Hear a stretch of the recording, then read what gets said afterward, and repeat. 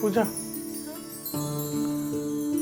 আমার যে জায়গাটা ছিল ওটা বিক্রি করে তোমাকে এই টাকাটা দিলাম। তুমি তোমার পড়াশোনা আবার শুরু করো, তোমার ডিগ্রিটা কমপ্লিট করো, আর তুমি চাকরি পেয়ে গেলে তখন আবার জমি জায়গা সব কেনা যাবে। তুমি আমার জন্য এতটা স্যাক্রিফাইস করছো,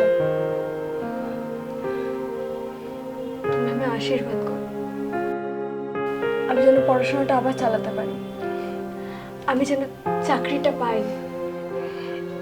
আমার আশীর্বাদ সবসময় তোমার সঙ্গে আছে, তুমি শুধু মন দিয়ে পড়াশোনা করো, ঠিক আছে?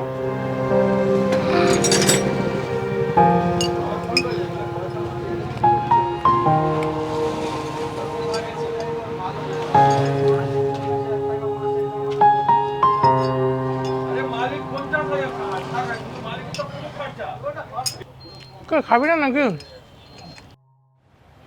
তুই এখন আর বাড়িতে খেতে টেতে যাস না, কি ব্যাপার?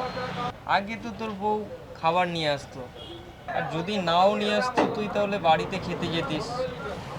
আর এখন দেখছি তুই একখান রুটি খেয়েই থাকছিস দুপুরবেলাতে।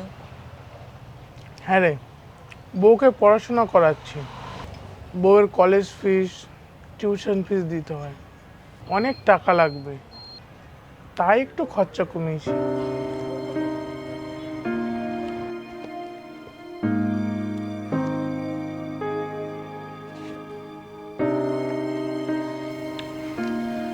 কি হয়েছে তোমার? তুমি এক জায়গায় বসে পড়ো। আমার কালকে পরীক্ষা রয়েছে, খুব টেনশন হচ্ছে আমার। এত টেনশনের কোনো কারণ নেই তো, তুমি তো ভালোই পড়াশোনা করেছো, আর তার সাথে আমার আশীর্বাদ, আমার ভালোবাসা সবসময় তোমার সঙ্গে আছে। তোমার পরীক্ষা নিশ্চয়ই ভালো হবে।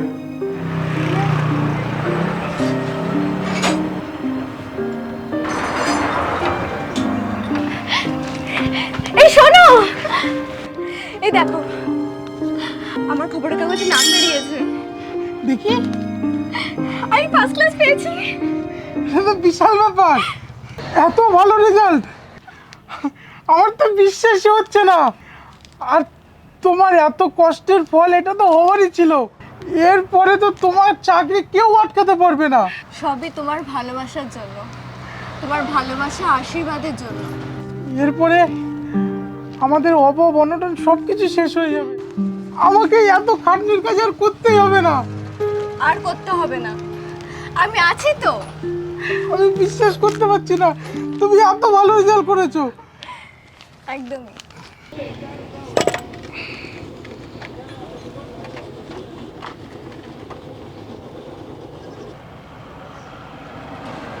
কি রে ভাই, দিনের পর দিন দেখছি তুই এত টেনশনের মধ্যে থাকিস, সবসময় চুপচাপ, কিছুই বলছিস না।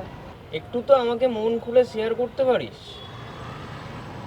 আমার বউ চাকরি পেয়েছে মাস 6 হলো, শহরের একটা বড় কোম্পানিতে চাকরি পেয়েছে।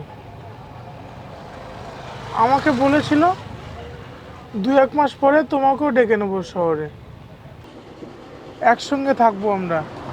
প্রথম 2-1 মাস ভালোই কথা হতো, এখন আর কোনো কল করে না, আমার সঙ্গে কোনো যোগাযোগও করে না। আমি কল করলে বলে ব্যস্ত আছি, রাখো পরে করছি। আমি কল করলে ডিস্টার্ব ফিল করে, বলে আমি ব্যস্ত থাকি, তুমি আমাকে কল করো না। তুই এত কষ্ট করে দিনের পর দিন না খেয়ে ওভার টাইম করে টাকা জমিয়ে রোজগার করে তুই তোর বউকে পাঠালি, আর এখন তোর বউ তোকে পাত্তা দিচ্ছে না। আমি ভাবছি আমি আজকেই একবার শহরে গিয়ে খোঁজ নেব।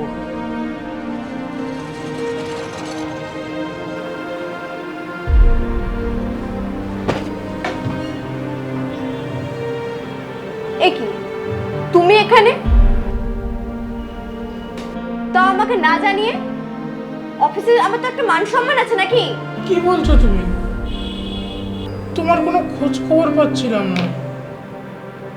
তুমি তো যোগাযোগটা বন্ধ করে দিয়েছো আমার সাথে, আমার কলটাও রিসিভ করছো না। আর আমি তো তোমার স্বামী, তোমার অফিসে আসলে তোমার সম্মান নষ্ট হবে কেন? শোনো, স্ট্যাটাস বলে একটা জিনিস আছে যেটা তুমি বুঝবে না। আমার সাথে তোমাকে এখন মানায় না। তোমার সাথে আমি আর থাকতে চাই না। আর এমনিতেও আমি তোমাকে ডিভোর্স লেটার পাঠিয়ে দেবো, সেখানে সাইন করে দিও। আমার জায়গা জমি সব কিছু শেষ করে দিয়ে আমি তোমাকে এই জায়গা করে দিলাম, আর আজ তুমি আমার সাথে থাকতেই চাচ্ছ না। তোমার জায়গা জমি সবকিছু আমি তোমাকে ফেরত দিয়ে দেবো, তুমি খালি ডিভোর্স পেপারে সাইনটা করে দিও, ঠিক আছে? আসতে পারো। তুমি টাকার গরম দেখাচ্ছ আমাকে। আচ্ছা ঠিক আছে, তুমি যখন আমার সঙ্গে থাকতেই চাচ্ছ না, আমার আর কিছু বলার নেই। তুমি ডিভোর্স লেটার পাঠিয়ে দিও, আমি সই করে দেব।